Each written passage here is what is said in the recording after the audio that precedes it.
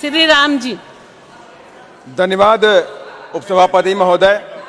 कितना है? आपने मुझे 128वां संविधान संशोधन बिल पर बोलने का अवसर प्रदान किया। साथ ही मैं आभार व्यक्त करता हूं अपनी पार्टी की मुखिया बहन कुमारी मायावती जी का, जिन्होंने मुझे इस बिल पर बोलने और देश की ऐतिहासिक पार्लियामेंट और नई पार्लियामेंट में समाज सेवा और देश सेवा करने का गौरव प्रदान किया। उपसभापति महोदय, मैं इस बिल के समर्थन में खड़ा हूं। महोदया, फिर सुनते हैं। महोदया, 20 जुलाई, मैं बाबा साहब की कुछ बातों को दोहराना चाहता हूं।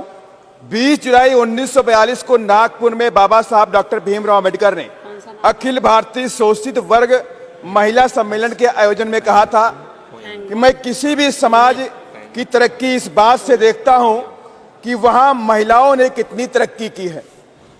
यानी जिस समाज की महिलाएं प्रगति नहीं करती, वह समाज कभी प्रगति नहीं कर सकता।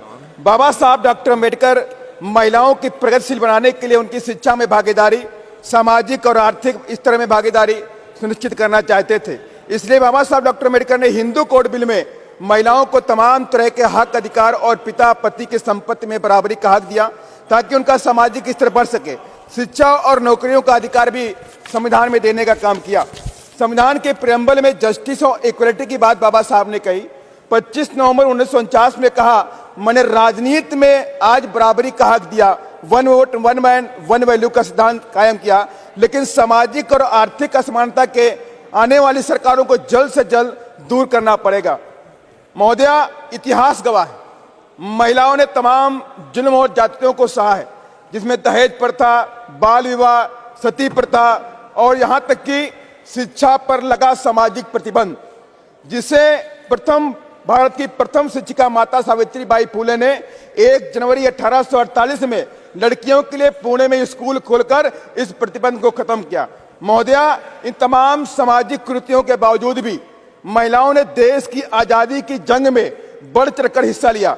चाहे रानी लक्ष्मीबाई हो, सरोजिनी नायडू हो, बेगम हजरत महल, झलकारी बाई कोरी, उदा देवी पासी, बिजली पासी, चाहे मुजफ्फरनगर की महावीरी देवी वाल्मीकि, यहां तक कि दुर्गा देवी, जिनको दुर्गा भाभी के नाम से जाना गया, चाहे सिक्किम से हेलेन लेप्चा हो उर्फ सावित्री देवी हो, नागालैंड से चाहे रानी जायदिन लियू हो, चाहे वो गोरखा से पुतलीमाई देवी जी हो, इन सभी महिलाओं ने तमाम महिलाओं ने अपने प्राण देश की आजादी के जंग में न्यौछावर भी करने का काम किया है। यही नहीं महोदया, जब मैं एग्जाम्पल देना चाहता हूं, बस मैं खत्म कर रहा हूं।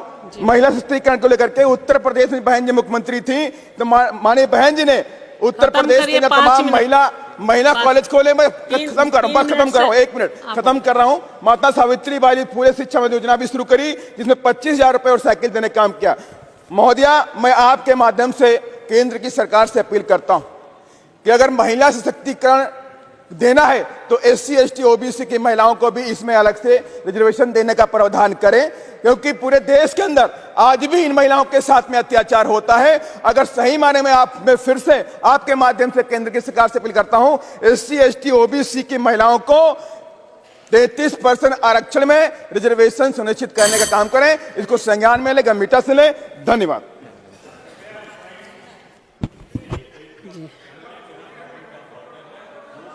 श्रीमती SK